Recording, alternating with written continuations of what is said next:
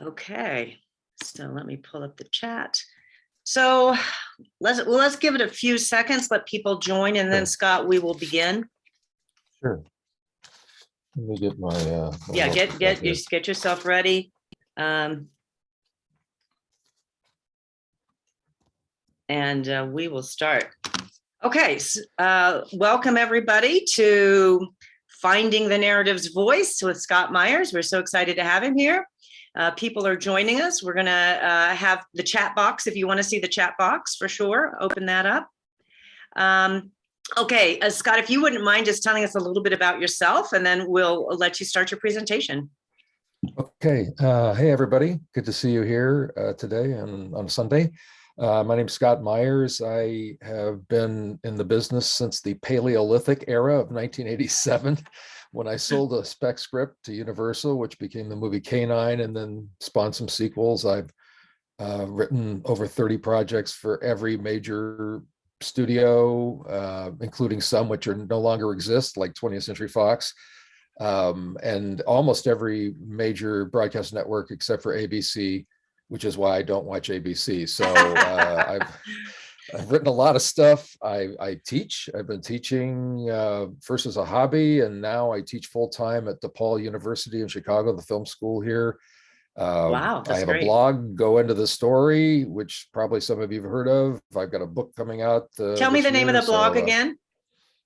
Go Into the Story. Okay, great. Thank you. It's yeah, it's got a story behind that, but it's probably not worth talking about. But yeah, Go Into the Story. It's the official screenwriting blog of the Blacklist. So Okay. there's that. And then I have a book coming out this year that I'm excited about too. Can you want to tell us the title of that? Sure. The Protagonist's Journey, an introduction to character-driven screenwriting and storytelling. It's from Palgrave Macmillan, which is one of the top publishing companies out of London, been around for almost 150 years. So I'm very excited about that. Yeah, absolutely. Congratulations. Okay, thank you so much for that. We're so happy to have you here. And if you would like to begin your presentation whenever you're ready on Finding the Narrative's Voice, we're anxious to hear. Okay, let me jump into that here, and hopefully I've got a PowerPoint for you all, and hopefully you'll be able to see that. Can people, I assume, see that? Yes, Let me yes. see here. Okay, let me get this down here and start the slideshow. Okay, there we go. All right. So I've got a lot of information to cover here. If you could save questions for the end, I can try and leave about 5 minutes or so to talk about that. What I'd like to talk about today is this idea of narrative voice. And it really is born out of a conversation that Joey and I had via email about one of the major distinctions between a script that is a passable script or even a poor script, but what in Hollywood we call a good read. And one of the ways that it's a good read is the scene description and the approach that we take to scene description. And so, for example, let's just start off with this wonderful quote from William Goldman. Let me move this thing up here. I don't know whether you're seeing this or not, but screenplays don't have to read like an instruction manual for a refrigerator. You can write them as a pleasurable read. And I just think that's an incredibly important thing for us to remember, and a great way to frame this conversation. Movies are primarily a visual medium. This is something I hammer home with my students all the time, my film school students. Consider this: movies existed for 3 decades before the advent of sound and dialogue. Consider this: a majority of the typical screenplay is scene description, not dialogue. Most scripts are over 50%, 60%, even 70% action description, scene description. And with over 70% of movie revenues coming from the international market, which is basically outside of North America, filmmakers are relying more and more on visual storytelling. And so visual storytelling involves scene description. And that's why it's important for us to think in terms of what I call narrative voice. I want you to think about this concept. As a writer, your voice is present in the choice of the story concept, the characters, and how they're developed on the page, and obviously dialogue. But then there's all that black ink known as scene description. You write the story, but who tells the story? And what I want you to embrace is this idea that there is an invisible character in every screenplay, and I call it narrative voice. It's the storytelling sensibility you bring to your screenplay through your writing style.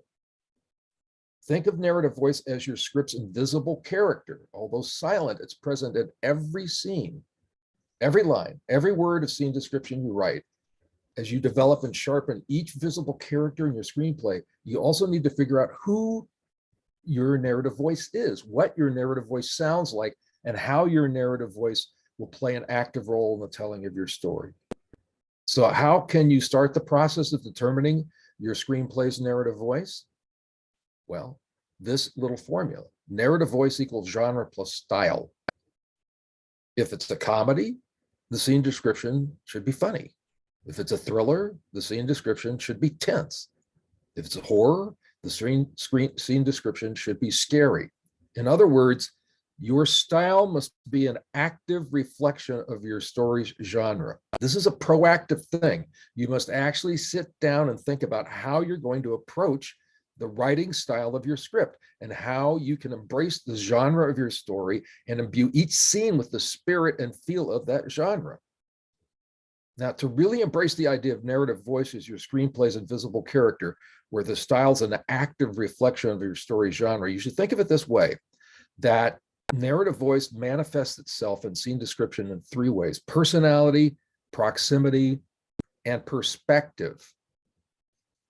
That these three elements are in play, or should be in play, in your scene description. And this brings us back to William Goldman again. Remember, screenplays don't have to read like an instruction manual for a refrigerator. You can write them as a pleasurable read. And you'll see this little script excerpt. This is from Butch Cassidy and the Sundance Kid. That's the first screenplay spec script that sold for big money in the modern spec script era in 1967. This is William Goldman's writing, and I want you to notice something. He says, Sundance, this is a big action sequence toward the end. Sundance, vaulting through a shattered window, moving out into the sunlight of the patio, 2 guns in his hands, 2 more in his holsters. And as he comes, he fires and starts to turn around. As the first turn happens, now we cut to Butch. Notice this verb: barrel assing out the door. That is not a real word. That is a made-up word. And yet, for purposes of a screenplay, it's beautiful. It's William Goldman's sensibility, his personality of his narrative voice, the perspective and proximity, barrel assing. You can actually make up words if you need to in order to make an entertaining read. Now, I'd like to go through 3 script excerpts, and I want you to consider the different styles at work in each. In effect, the different narrative voice in each. The first is an excerpt from The Matrix. This is from the opening where the cops are going to arrest Trinity. And I'd like to read this, and I want you to be thinking about the sensibilities, the style sensibilities here, the narrative voice.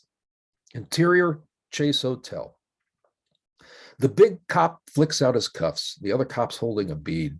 They've done this 100 times. They know they've got her, Trinity. Until the big cop reaches with the cuffs and Trinity moves. It almost doesn't register, so smooth and fast, inhumanly fast. The eye blinks and Trinity's palm snaps up and his nose explodes, blood erupting. Her leg kicks with the force of a wrecking ball, and he flies back, a 250-pound sack of limp meat and bone that slams into the cop farthest from her.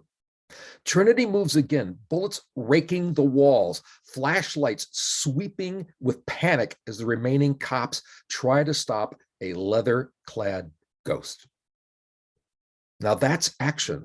It's also a bit of science fiction in there because of the unusual behavior that's being manifest by Trinity.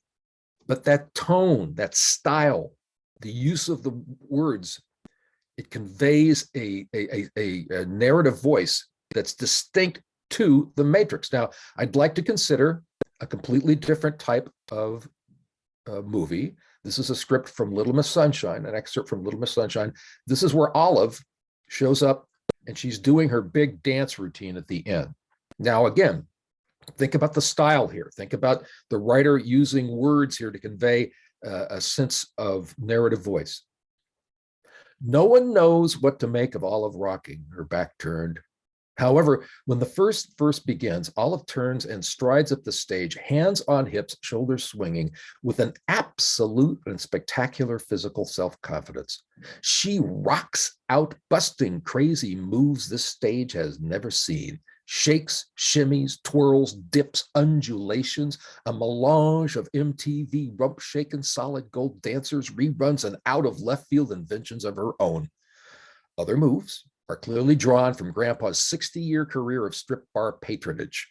She dances with a total command, an exuberant, even witty mastery of her body, the music, the moves, everything. Most of all, she's doing it for herself, for her own sense of fun, and the judges are instantly irrelevant. Completely different tone than The Matrix, right? Well, the genre is different. It's a comedy with drama. This has got a light-hearted feel to it. It's fun. It's exuberant, as it says with the use of that adjective in the scene description. Different narrative voice. Now, a third script excerpt I'd like to go to is the Pixar movie WALL-E. This was written by Andrew Stanton, and this is the arrival of Eve. And you'll notice something unusual about the screen style here, which we'll talk about in just a minute. WALL-E creeps closer for a better look. The device unfolds. WALL-E boxes up again. A capsule descends from a chute in the stem. Robot arms emerge from the device. Place the capsule on the ground. Press buttons. The capsule falls away in sections to reveal a probe robot. It hovers gracefully above the ground. White, egg-shaped, blue-lit eyes. Female. Eve. WALL-E is transfixed, inches closer, watches Eve from behind the device, tilts his head. Time stops. She's the most beautiful thing he's ever seen. Andrew Stanton wrote this. He was inspired by Walter Hill's draft of Alien, who was himself inspired by Alexander Jacobs, who wrote co-wrote the 1967 movie Point Blank. And it was this haiku style of writing. Now, this is a quote from Andrew Stanton. They were actually small phrases that were all left justified. So this doesn't use wraparound here. It's like at the end of the line, like WALL-E creeps closer for a better look, you hit return and enter, and it shift to enter, sorry, and that left justifies it. Almost like a haiku, Stanton says. And they created this rhythm of just being in the moment, of quiet visual. And you found yourself reading the descriptions much more than you normally do in a script because of that form, instead of just skipping to the dialogue. It really kind of paced you as a reader and gave you the much more visceral feel of what it would be like to watch the movie. So I use that for WALL-E. It really helped. That's a perfect example of what I'm saying. You've got to be proactive. You've got to be thinking that the style is an active reflection of the genre, of your narrative voice. Andrew Stanton did that with WALL-E. This is the only script Andrew Stanton's written in which he used this style, because this style was completely appropriate, he felt, for the tone and the feel and the sensibilities of WALL-E. So what we've learned so far, narrative voice equals genre plus style. You've got to be thinking in terms of the style matching the genre. You have to be proactive about this. Do not default to the mode of a 10th grader writing an essay, which is what I read in a lot of scripts. The scene description is very flat. There's no personality to it. No, the style must match the genre. Needs to be an active reflection of the narrative voice. The reflection of your narrative voice in terms of personality. This invisible character, what's their personality? What's their proximity to the events? What's their perspective of the events? Okay, so that's a theoretical framework for this idea of narrative voice. Your screen plays invisible character. You write the story, but narrative voice tells it. But what about some practical applications? Well, here are 3 ways to use narrative voice to give expression to your writer's voice. Think of it as imagematic writing. This is a word I made up, But again, visual storytelling, imagematic writing. There's also psychological writing. And then there's poetic writing. We're going to get into all three of these right now. Let's start with imagematic writing. What do I mean by that? Imagematic writing, the essence of it is the use of strong verbs and vivid descriptors. So if you think back on The Matrix, that opening scene that we had, just look at the verbs. I took verbs here from the first couple of pages of the script. Flicks, snaps, explodes, erupting, slams, raking, sweeping, snatched, twisted, fired. You can just look at the verbs and get a sense of what's going on. What about the descriptors? Her leg kicks with the force of a wrecking ball. He flies back a 250-pound sack of limp meat. The remaining cops try to stop a leather-clad ghost. Each of those is evocative. Each of those is visceral.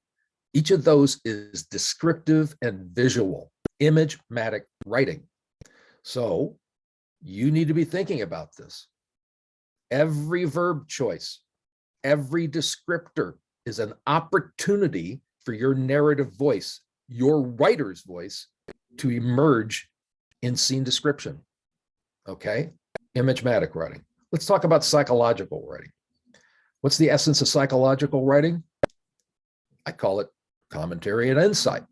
Commentary, your narrative voice can comment on the action, a reflection of your take on what's transpiring in the moment. Insight, your narrative voice can provide insight into the inner thoughts and feelings of a character. Now, this brings up a touchy subject, the so-called rule about unfilmables. I could just very easily just sum this up and tell you that this is bullshit. In my view, it's some dude in a basement in Nebraska who came up with this thing and disseminated it in social media. And I don't know where, why it's taken hold. This idea that you can only write what an actor can act or what a moviegoer can see. Yes, screenplays, TV and movies are primarily an externalized reality, action and dialogue. But to say that we can't in scene description comment on a moment, or even occasionally dip inside to reflect in scene description what's going on with the character's inner thoughts and feelings, to say we can't do that is to ignore the history of screenplays. Screenwriters have been doing this. I used to teach a class on the history of American screenwriting. Screenwriters have been doing this since the beginning of the era of filmmaking. All you need to do is read screenplays. So whoever started this thing, you're going to believe them or believe professional screenwriters. This is one of the reasons why you should be reading contemporary screenplays and even classic screenplays to see how professional screenwriters do their business. And this is one of the things they do. Occasionally they will drop in and they will comment on the action and they will provide insight into the inner thoughts and feelings of the characters. You don't believe me? We've already done it by reading Little Miss Sunshine. Look at the highlighted elements here. So yeah, she rocks out, busting crazy moves, that wonderful description. Okay, that's what we can tell the actor to do that, but look at this line. Other moves are clearly drawn from Grandpa's 60-year career of strip bar patronage. Can anybody see that in the audience? No, that's commentary. She dances with this little command. An exuberant, even witty master of her body, the music, the moves, everything. Again, commentary. Then this last one is insight into her own psychological being. Most of all, she's doing it for herself, for her own sense of fun. And the judges are instantly irrelevant. That's taking the perspective of Olive. We're going inside her consciousness there. That is insight. Those are examples of psychological writing. Now, we have to be judicious.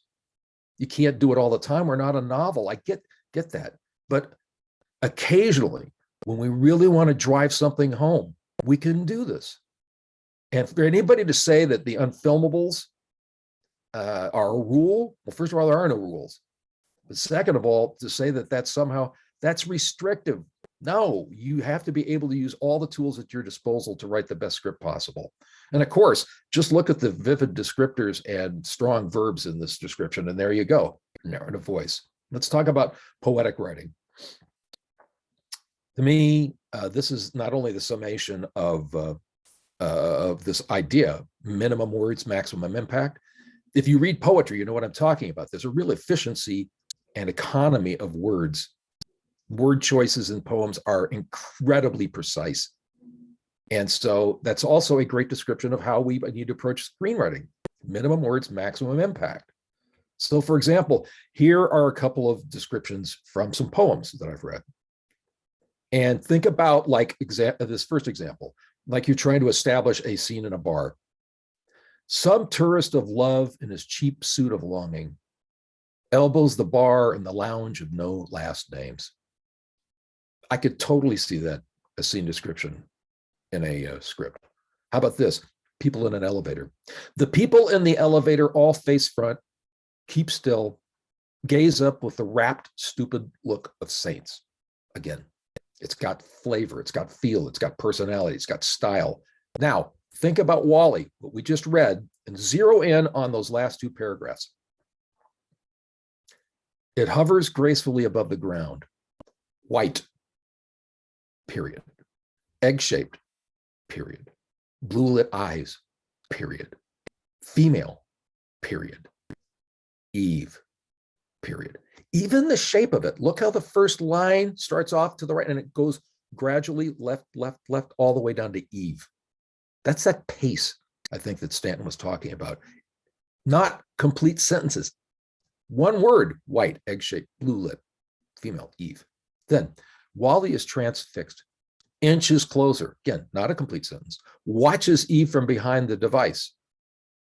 Tilts his head. Time stops. She's the most beautiful thing he's ever seen. If you look at those two paragraphs, it's like a poem. The last line mimics the same length as the first line. There's a structural component to it. There's a beautiful pace and feel and tone to it. I think that the best way to think about scene description is more like poetry than prose. All right, so we've talked about imagematic writing, psychological writing, poetic writing. I'd like to end by citing a script excerpt. I think we're in pretty good shape here. That I think reflects everything. The style is an active reflection of genre. This is a script excerpt from a Western. It's got incredible imagematic writing, strong verbs and vivid descriptors. It's got great psychological writing. There's commentary and insight. It's got poetic writing. It's got an invisible character who tells the story. You really do feel that here. This is a script excerpt from the Oscar-winning script for Unforgiven. And I can't help but read this with a rural drawl, because that's who I think the narrative voice is. So I'm going to read through this as quickly as possible to move on to see if you have any questions. But think about the narrative voice here. This is very distinctive, and it's a great example of what I'm talking about. The place is packed with tired, dusty men, and they are not really jubilant so much as they are excited by the hysteria of events. There's a general whoop and hubbub as Little Bill turns back to his conversation at the bar with Charlie, Fatty, Clyde, Andy, and W. Beauchamp. Little Bill is suddenly conscious of his own loud voice and the sudden silence that has swept the bar like a brush fire, and turning, he sees what everybody's staring at. Money, with his 10-gauge shotgun level from the shoulder, standing 30 feet away in the doorway, taking a couple of sideways steps to get the door from behind his back and sweeping the twin barrels in an ominous arc. He surveys the scene. Nobody says a thing. Skinny stares pop-eyed from behind the bar, and the sweat starts on his forehead, and Little Bill is thinking coolly, and everybody else is swallowing hard and looking at the shotgun. Boom! Money fires and smoke belches, and Skinny's blown back against the wall and falls to the floor, a bloody mess. And Little Bill's reaching for the Spencer, which is leaning against the bar near his leg, but he freezes because Money has turned the shotgun on him, and Money sees Ned Spencer's there, and his eyes shows how he feels about it. For a moment, while the smoke clears, the bar is silent, and there are nervous glances cast at the bloody body of Skinny, but Little Bill keeps his eyes on Money. It has become a formal moment, and there are, figuratively speaking, only two people in the room, Money, Little Bill, and W.W. Beauchamp watching them, scared to death. But this is it, what all those Easterners dream about, the showdown in the saloon. See, to me, that narrative voice is very specific. It's like this was a guy who was like 15 years old who watched this event, and now he's 60 years old on the front porch of his house. He's spinning this yarn to youngsters. That's what I get out of this. He's got a specific personality, a proximity to the events, and a perspective on it. So narrative voice, takeaways. We are not writing a refrigerator manual. Scene description should be entertaining. Style is an active reflection of genre. Narrative voice equals genre plus style. That's a little formula for you. Personality, proximity, perspective. Imagematic writing, strong verbs, vivid descriptors. Psychological writing, commentary and insight. Poetic writing, minimum words, maximum impact. And we write the story, narrative voice tells the story. I've got two gifts for you. These two words crop up in scripts all the time: looks and walks. So someone was kind enough out of my blog to put together 90 words for looks. It's a PDF you can download. That I make this PDF available to you afterwards. You can click that link, go to my blog, and you can download this. Why say looks when you could say admires, ogles, scans, right? Why say walks when you could bounce, burst, paddle, shuffle, stumble, stagger, right? Use your words. This is my background here. Again, it'll be in the PDF. Follow me on Twitter. Got 76,000 followers. Yeah, it's not Beyonce, but you know. What's your Twitter handle? What's your Twitter handle? It's go into the story. Go into the story right there. Okay. Yeah. Oh, there it is. And Okay. then, yep. Okay, so let me jump out of this here and stop share. And I guess we got a few questions here. Where are those questions? Okay, so here we go. I'll read them for you. But All right. Scott, that Sure. was absolutely wonderful. And I know you were so busy talking, you didn't see the chat, but people are saying it's the best session and that you are amazing. So Okay, know that you that's were good. appreciated. Yes. Okay, so we'll take a couple questions from the writers. What is the first way to balance scene description with dialogue to keep within the page count, specifically if we are trying to write a 90-minute film, 90 pages? That's tough, because if you did the haiku style like for Andrew Stanton, you're gonna almost always have a longer script, because you're not managing, like for example, that thing where he's talking about where he sees Eve for the first time, it's 5 lines. Right. That's probably 2 lines in a regular paragraph. Exactly. Yeah. So that's tough. This is where you've got to be. I tell my students, I say it's the 3 E's when it comes to scene description. The first thing you need to say is it essential? And this is where most people get tripped up, because half the time it is not essential. You don't need it. You should only write what's essential to tell the story. So you need to do that pass where you're really, really aggressive in terms of your editing. Is it essential? Is it efficient? That's the second one. Is there a more efficient way to, again, you don't need to write complete sentences. Whoever was your horrible grammar teacher, English composition teacher in 5th grade or 6th grade or 8th grade, you can send them out to pasture, because you don't need to write complete sentences. One word can do. If one word works, or making up a word like barrel assing does it, as opposed to spending 15 words, describing something, great. And then the third one is entertaining. So I would say, Rob, those first drafts, you got to write from a feeling place. And if it's 110 pages, 110 pages. Trust me, you can cut 20 pages. You can do this. I tell my students, I can cut 15 pages out of your script. You wouldn't even know it. So you just got to be really, really rigorous in that editing stage. I feel like you're giving us permission to do what we feel in our guts anyway. So that's great. We're a little over the first drafts, especially, right. Absolutely need to write from a feeling place. The first few drafts, yeah. And we're running out of time, but I do want to get to these questions. So can you comment on narrative voice as it pertains to the character descriptions? What are some of your favorite examples? Well, so this is a big deal. Yeah. This is a big deal. Nowadays, we are expected to not only introduce characters in the context of their action and dialogue, but to give them this little 1 to 2 line thumbnail description. Right. I did a session for the Blacklist Women in Film where Aline Broche McKenna, who did The Devil Wears Prada, and she co-executive produced Crazy Ex-Girlfriend, in which she said this exact thing. And she said, the key to it is this: you simply answer this question. They're the kind of character who.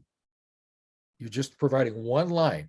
Now, a great example of this, it's a little more than 1 line, is Butch Cassidy and the Sundance Kid, how they describe the introduction of Butch. You can go to any of these scripts, basically. You can go on Google and just go Butch Cassidy, Sundance Kid, screenplay, PFD, PDF, boom, you can download it. It's on page 1. how they describe, which is character introduction. But this is something you need to think about. The point is, from a pragmatic standpoint, is you're trying to give the readers, the poor script readers, the development executives, a handle on the characters as you introduce them, because you know them, but they don't. And so they're trying to assemble the roster. And so, yes, character description, you can have fun with that, depending upon the tone of the script and your choice of narrative voice. But character introduction is a big deal. Yeah. Scott, can you tell us again where you teach? I teach at DePaul University in Chicago. It's a wonderful film school. We're aggressive, young program. We've been around just for a couple of decades, but of course, Chicago is the home of improv comedy, and we have a wonderful program we do with the Second City. We are the only school that does this, that has a comedy writing and a filmmaking program that we do with the Second City. But we also, drama and all the other genres as well. Excellent. But, okay, last question, Scott, and then we'll go to our other group. But would you recommend choosing a lane of either psychological, poetic, or imagine? Or imagematic? Thank you. I think you do them all, James. But this depends upon your narrative voice. This is where you need to spend. We all spend time with our characters. I hope you do. Getting to know them and. But now think about, there's an invisible character that sees everything, that experiences everything, and they're telling you the story. So what is their voice? And so that voice should reflect a person who's got an imagematic sensibility. They're recounting something to you in a visual way, or they're commenting on the action, or providing a moment of insight into the characters, or they're speaking like we normally do. Sometimes we don't use complete sentences. So I would encourage you to embrace all of them: imagematic writing, psychological writing, and poetic writing. But it's got to come from the place of you understanding what your narrative voice is. Excellent. Okay, thank you so much for that. I'm going to stop the recording, and we are going to now go into the group that has sent you pages. So if these people will please raise your hand, tapping the bottom of the screen there. Tom H, James L, Spencer M, Kristen R, Kathleen C, Ann K, and Connor S, please. It said that, just said my email address. You can email me questions there, and I'll make this PDF available somehow, either via email or through Roadmap. Kathleen, give me a second here. Thank you guys for doing this. James. Thank you, Jenna. Oh, no. This has been fantastic. Okay, let's see here. We've got Connor still. All right, we've got Connor, Kristen.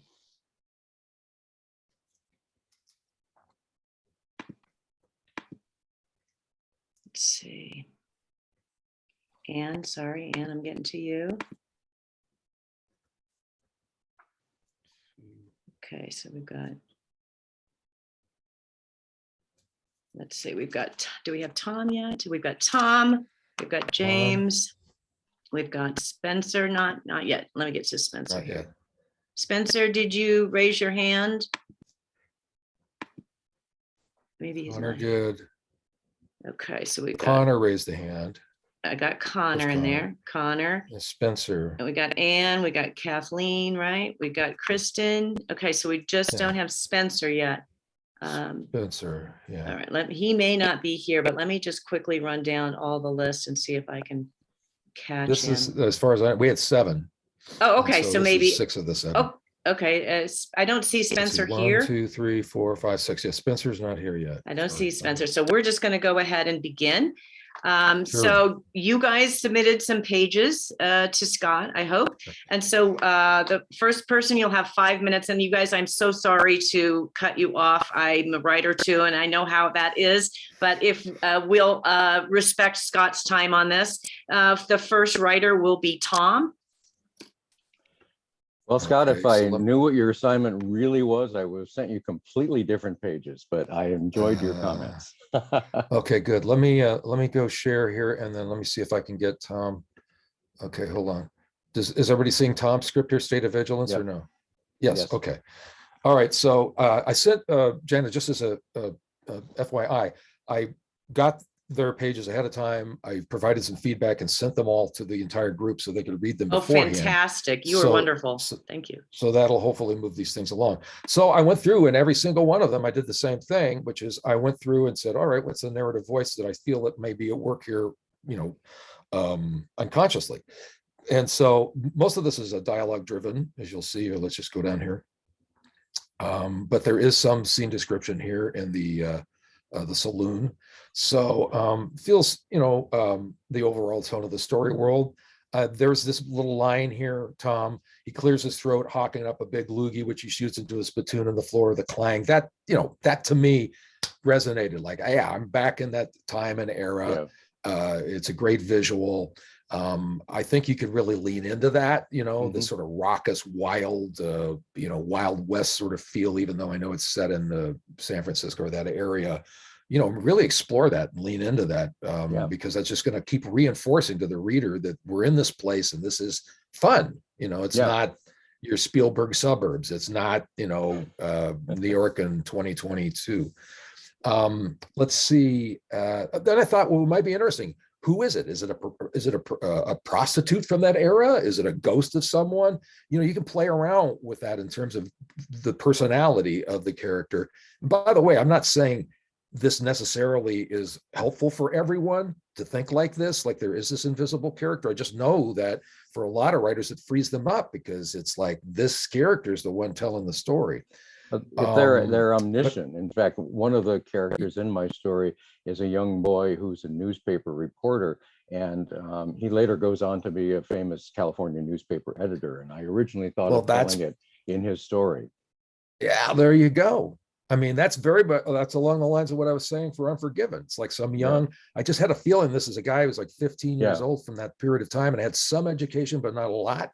Yeah. Enough to be able to string together. And so, and he's telling, so that's great. The other thing, it's just a tiny little nitpick, and it's really, but I love the hook of it. I'd never heard the story, and I know how obsessed Hollywood is with IP, with biographical based, inspired by or based on or whatever. So it strikes me as being quite interesting. And whenever someone does a period piece, I always ask, well, why is it relevant for now? And wherever it's relevant for now, how these billionaires are making money off the pandemic. I mean, it's like, I think we have more of an awareness now. This question is coming up, like, should there be billionaires? And so if you've got the story of the first millionaire in California, that strikes me as being interesting. Any questions or anything? 1 minute remaining. Can I read you the 3 paragraphs I should have sent you? Because this is how it starts out. Okay. Dusk on a sandy hill overlooking San Francisco Bay. Astride a white horse, Lieutenant Sam Roberts commands his gang, the Regulators. Roberts wears his old gold button army coat, but on his head is a top hat with a red band. He draws a cavalry saber. The sparks and ashes of tents and shacks waft upward in the onshore breezes. The mob yells "Regulators" in unison as Roberts and Powers spur their stallions in pursuit of fleeing peasants and miners, swords slashing at ropes guying sailcloth tents. Roberts' ragtag militia, armed with torches, clubs, and pistols, marches in his wake, trailing destruction punctuated with burned, bloody families, screaming in pain and anger. That's it. Yeah, that's good visual writing. The only thing I would say is that, again, we don't need to use complete sentences. Now, for a period piece like that, I think you could make the argument that that it is more sort of formal. But again, it goes back to narrative voice. One of the comments I'm getting about the dialogue is people are saying, well, it sounds so formal. And I kind of say, well, that's how people spoke back then. And I don't want to get too colloquial. Yeah. All right. Thank you. Go ahead. I just, a final thing, just play around with it, play around with it and scene description. Right. Thank you for everything you've said. It's wonderful. Excellent. Thank you, Tom. Good job. Okay. Next up is James. Okay. Let me go down here. James. There we go. Can everybody see this teaser super 3 years ago? Everybody see that or no? Yes. Okay, good. All right. So it works that way. All right, great. So plot description, I think you all have read that. To me, it has a journalistic feel, the narrative voice, James, and reporting what's going on in the moment, which is great. I think for this type of thing, it's that fits. If it's an action, that action drama, what type of journalist is this? Or if that resonates with you. Again, it's your story. So I'm just throwing this out there. Is it a hardened veteran? Yeah. Okay, leaner, tighter, right? I mean, they know they've been around. They know that at any given instant, their life could be gone. So boom, boom, boom. They're under deadlines and they're under pressure, and they've learned how to be extremely efficient. They've redlined everything, so that's why I would think that you probably could benefit from that. And read some action scripts. This is one of the most important things you can do. All of us, read scripts. I'm currently reading 15 Blacklist scripts, or have been reading, because I'm interviewing a lot from 2021. I'm interviewing a lot of them, and I learned something every time. But that sort of blunt, those visceral feel, no time for complete sentences. Boom, boom, boom. I think could benefit you. I would break up the action. This is another thing that is not a rule, but it's kind of typical nowadays, where basically you want to break up your paragraphs of scene description into no more than 3 lines. That's kind of the simplistic way of thinking about it, but it's to make it easier to read. We want as much white space as possible, just for the reader's benefit. But a better way to think about it is to think about it like a director. And what are the camera shots? And you'll almost naturally then divide these paragraphs. Each paragraph suggests a camera shot. You're not saying angle on or close up or any of that. You're just saying, this paragraph is, in my mind, representative of a character shot. This next paragraph of scene description is another camera shot. You will almost always naturally only have 1 or 2 lines, or 3 lines max per camera shot, if you think about it that way. So I think this is very gripping teaser. And boy, you think, how is this person going to have survived this? What a mess, right? But it also sets up quite nicely. And then that looks and walks, strongest verbs possible. First couple of drafts, I don't have a problem with that, but I'm always getting on my students and saying, 90 words for looks, 115 words for walks. Use those verbs. I just downloaded it. Good. Okay. Any thoughts here, James, or questions? I try to do that. I'm curious about the white space. Yeah.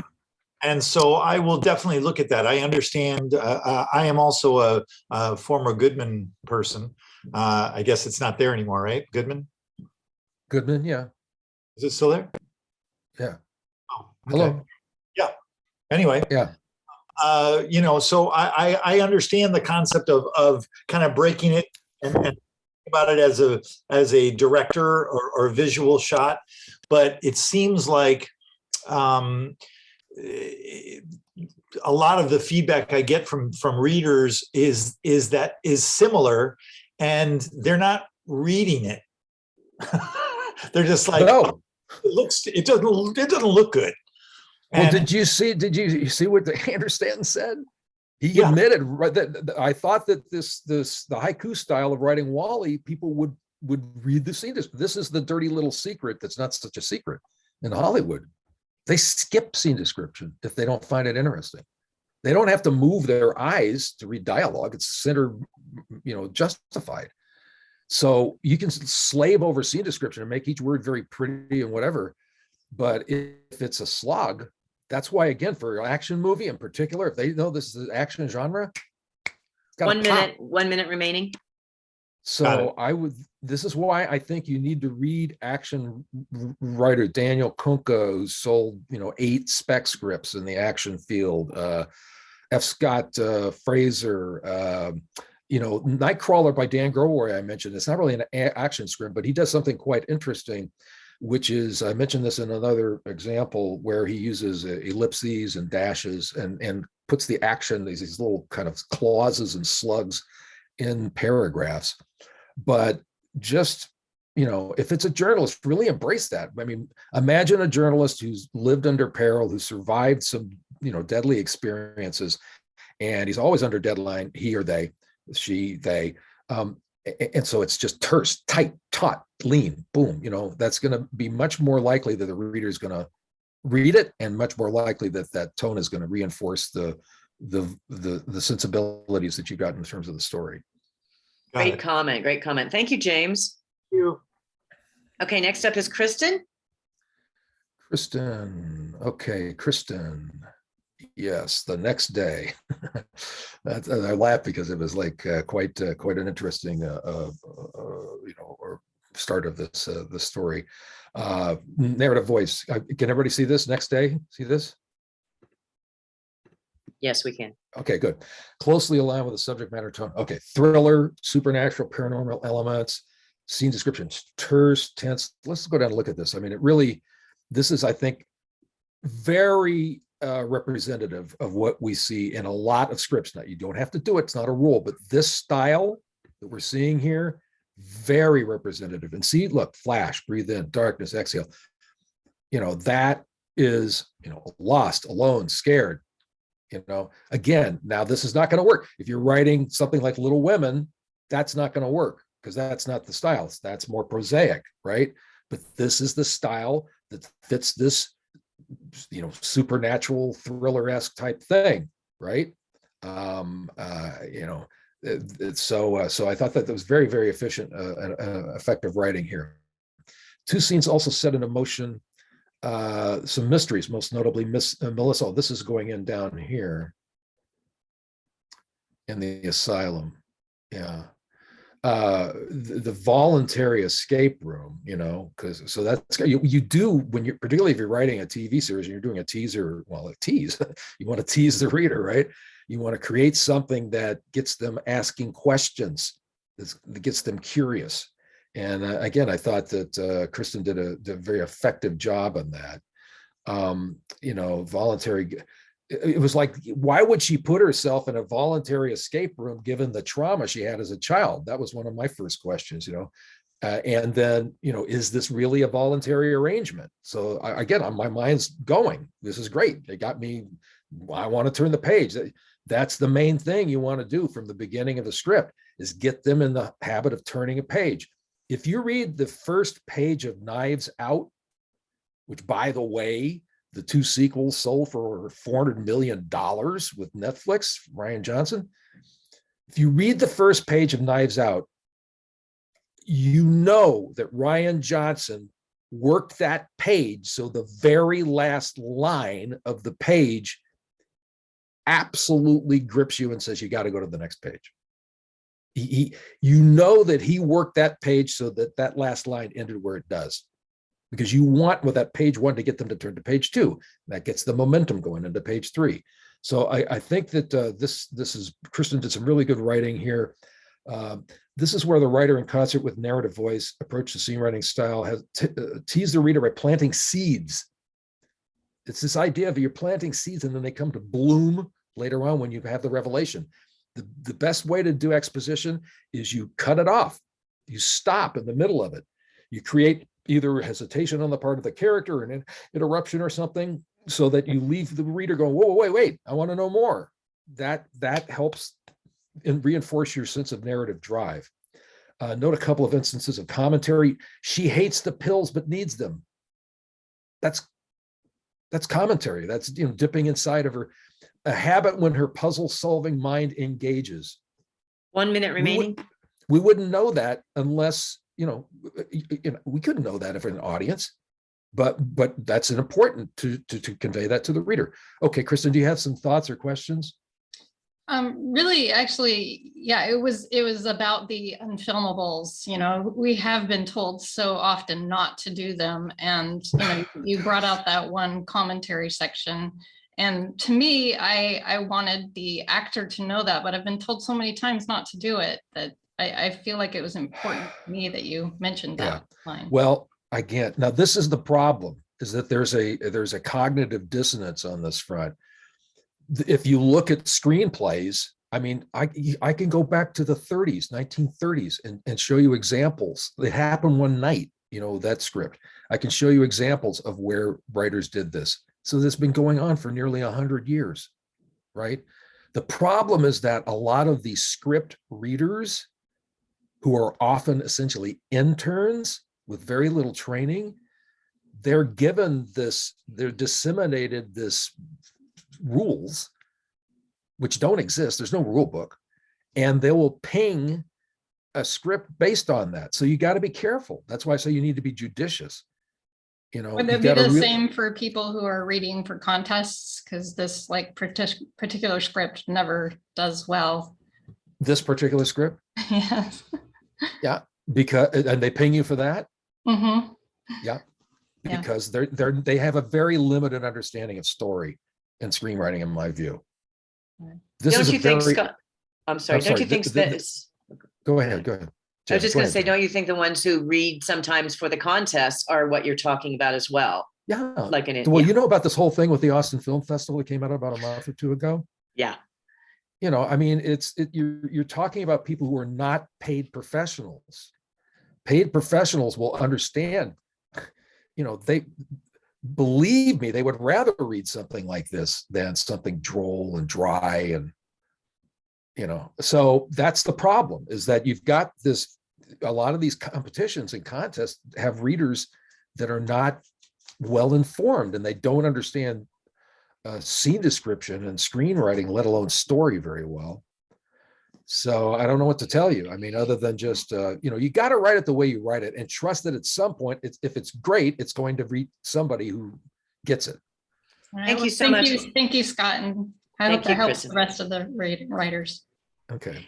okay, next up, Scott, is Kathleen.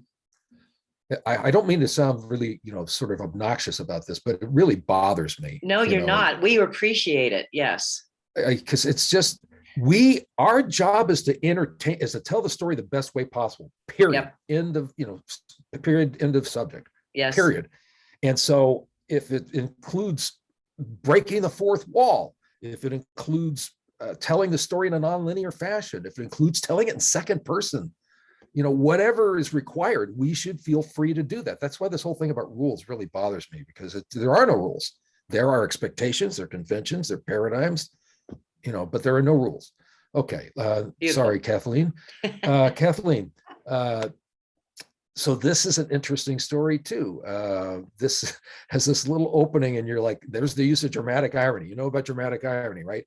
Where either a character that's in the script knows about something that another character doesn't, or we know something about something that the character doesn't know about. And that's the case here, where Carly shows up at this place and we already know there's been this weird thing between Henny and Stone Guy, and she shows up here. We're like, uh-oh, that's dramatic irony, because we're carrying that through with, we already feel sorry for Carly, and now we're like worried about her, right? So I think you can consider playing around with the narrative voice even more, bring the writer even closer emotionally to the character. Like, you know, there are times where you can just say, like, life really just sucks now. I mean, you can just say stuff like that. I'm not saying do that necessarily. You've got to, you know, be in touch with the narrative voice that you feel works for the telling of your story. But you can do things like that. And then you can also drop into Carly's consciousness, like, you know, where she's feeling really nervous about it. Now, obviously, you want to manifest that as much as you can visually, but you can do that. Now, with a TV script, this is absolutely, efficiency is so imperative. And this is this idea of, you know, what's essential. Now, in paragraph 3, when you're describing her, let's go down to this paragraph here. Now that's 5 lines. So immediately I'm like, all right, you know, again, not a rule, 3 lines basically though. So what's essential here? I mean, if I were my film school student, I'd say, okay, come on, let's go through this. What is it? Well, the easel is interesting, and the portfolio, because that tells me something about the character, perhaps that they're artistic or creative or something like that. Woolly cap, short cropped hair. Yeah, you see them, right, Kathleen? You got it in your head, but is that essential to the telling of the scene? And I would say probably not. You know, it doesn't have anything to do with the plot, I don't think, unless the woolly cap comes back later on as like a plot device, or the short cropped hair somehow is like some identifying thing. So this is why when we talked about character introductions earlier, actually, if you go to my blog, there's a whole series I did on character introductions. There's like a 12-part series on this. I believe that it's more important to talk about the psychological nature of the character than the physical nature of the character. The physical attributes of the character, like what they wear, how they look, is mostly important if it has a bearing on their psychological being.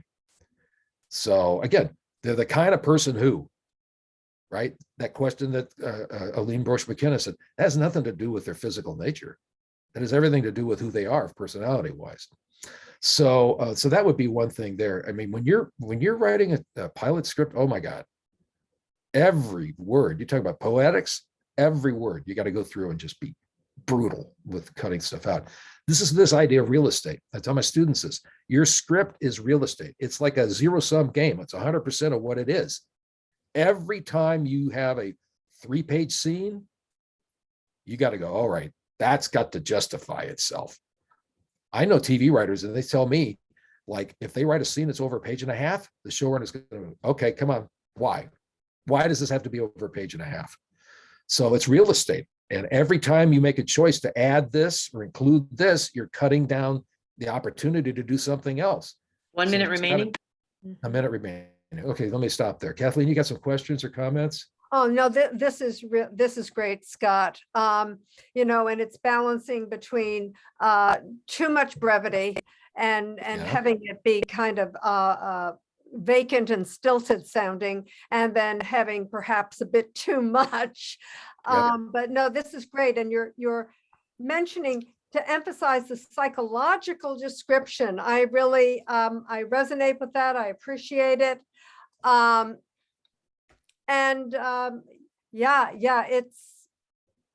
it's one thing that you did mention was using shots versus Yeah. scene headings. Okay, I have if you go, my blog, by the way, has 30,000 articles. And so if you go and just use the Google search there, Okay. you know, if you go shot and scene heading, I do a whole thing on this. So, you I know will, about, I will check that out. Yeah, okay. thank you. So this is my thing. Like, for example, this is a shot here, insert letter, right? Mhm. But if you go here, let's see here. Okay, there's no reason to do a scene heading here. Even she comes, because the scene heading, to me, if you're consistent, a scene heading is what it is. It heads a scene. Well, this is not a new scene. The scene is here all the way through. So, you know, insert letter, you know, she rushes back into the room. I don't even know if you need anything there, but if you did need it, you would do just do a shot, say back in the room, dorm room.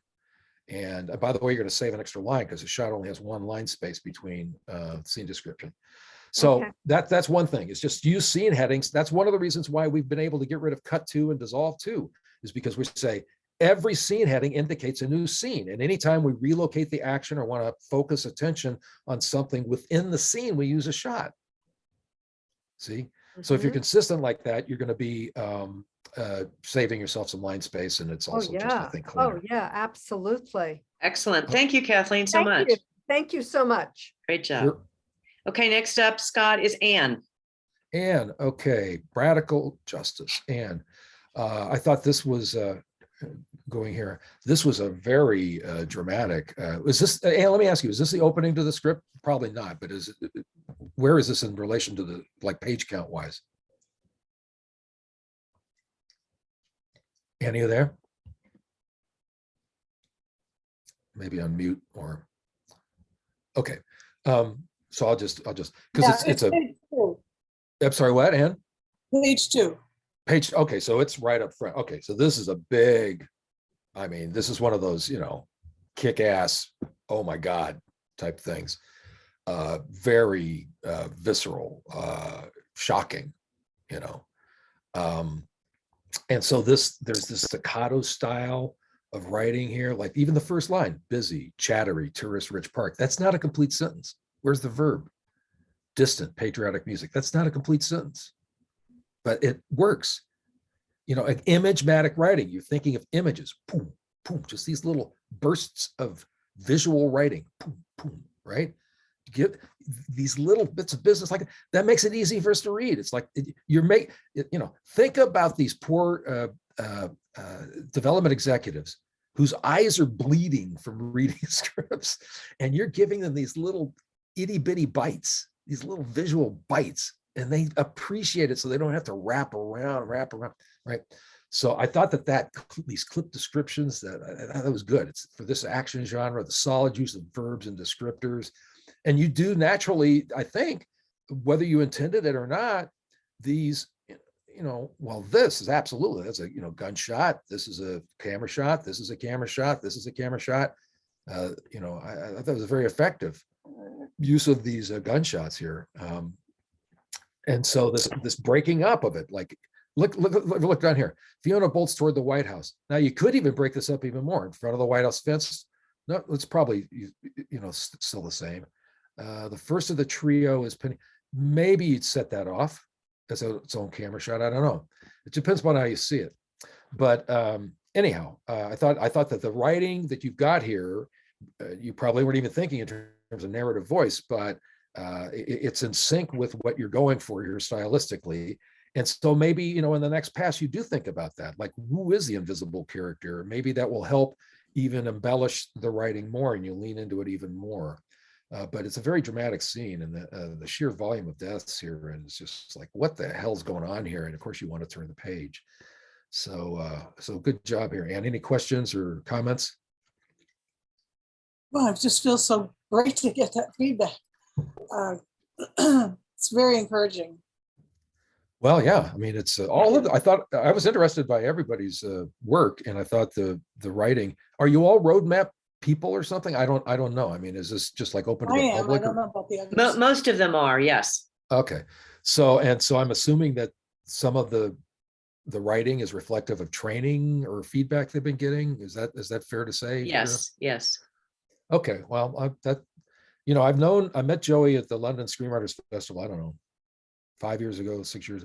I've always very skeptical of like a lot of outfits and stuff, and so but then I kept hearing from people who told me that Joey roadmap. Yeah, it's So, the real The deal. real thing. Yeah, and I've actually suggested to a couple of people. Said you should go talk to Joey and see what Yeah, he seems like a really absolutely. straight up guy. So Yeah. okay. Thank you, Ann. Thank you. Beautiful job. Thank you. Okay, our last writer, Scott, is Connor. Connor, okay. This is an interesting little bit of business here. Connor, let me ask you, where is this along the way? I'm assuming it's a little further along than the opening, right? Yeah, this is about like 15, 20 pages. script. Yeah, maybe like almost like an inciting incident or something. I don't know. Maybe they're gonna. Does he get involved with the retirement home thing or something, or no? Say that one more time. Does he get sort of involved with the retirement home? Is that an introduction to these people, or is that just a Yeah, this is the introduction, which is sort of the like Greek chorus of this musical. Okay, so yeah, it's fun. I love the whole the actors hitting on him. I thought that was very funny. So again, you notice the narrative voice here. It's light, it's whimsical. This is also reflective of, I think you'll see a lot of scripts like this where they've got like it's scene description broken down into one line each, right? So it feels very contemporary that way. I think that that I like the idea. Kind of, you're suggesting a little bit of magic here. I don't know whether it's that's your intention, but thunder strikes, rain pours, because it's a certain thing. Looks around, bright light emanating from a nearby building. Now that could just be a reflection, but it feels a little bit like almost like fate's intervening. Retirement home starlight moves through almost under a spell. So there is this kind of magical quality, which gets me curious. Like, is this the perspective of Starlight, his own sort of fantasy? Is there a magical realism combined going on here? I do mention walks and looks again, but that's like, just par for the course. Starlight meanders alone down the street or searches for the shelter, or one of the actors snares him, but this strikes me as being a lot of fun. And I think the more you embrace that with this in scene description, the style, I think that can benefit you, just to make it a more entertaining, a good read. That's what I started off by saying that. If you get that comment from a person, man, that was a good read. That encompasses a lot, but part of it is it was just an easy read. It was just something that they just kind of went through, page by page. Any comments or questions here, Connor? No, thank you for taking the time. I think that's a great comment on pulling out the thesaurus a little bit, because I definitely have the word looks sometimes like hundreds of times, and could definitely diversify the vocabulary there. I just got done. I didn't just get done, but this book I wrote, which is not, it's like an academic book. It's, but I used my thesaurus. I had it out. I used it dozens of times, like every writing session, even there. So if you're writing something like this, a screenplay, absolutely, whatever, whether it's a physical thesaurus or I have this little online one that I use, verbs are so powerful for what we do. We write in the present tense, things are happening in the moment. Verbs convey that more effectively than perhaps anything. And then vivid descriptors. So anyhow, okay, very good. And I guess Spencer is not here, is that correct? I just sent a message and he has not replied in the chat, so I'm going to assume that he is not here. Okay, well, I sent him feedback, so. Okay, beautiful. Yeah, all right. Okay, so that is our last writer. Thank you so much, Scott. Again, the people in the chat are saying you are the Beyonce of screenwriting. Wow. All right. So that's quite a compliment. We greatly That's okay. appreciate this, and it's recorded so people will watch it again and be able to get the information on you and your blogs and your Twitter, and we so appreciate you. Let me just real quick again, if you want I can talk to Joey about making the PDF available. That's probably the best thing, but That can is just the best thing probably, but okay, I'll talk to Joey because I have a PDF of the PowerPoint presentation, which oh, has beautiful. links to the looks and walks, and you can just have that.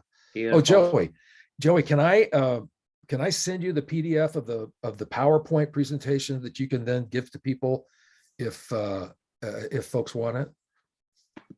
Okay, all right, I'll email that to you. All right. Beautiful. All right, well, great, everybody. It was wonderful. Everybody really wants me to tell you how much they appreciated it. Okay, great. Yeah, Well, I thank appreciate it. I love talking about story Yeah. and And screenwriting. good job, writers. Thank you. Thanks, everyone. Okay, bye-bye. See you.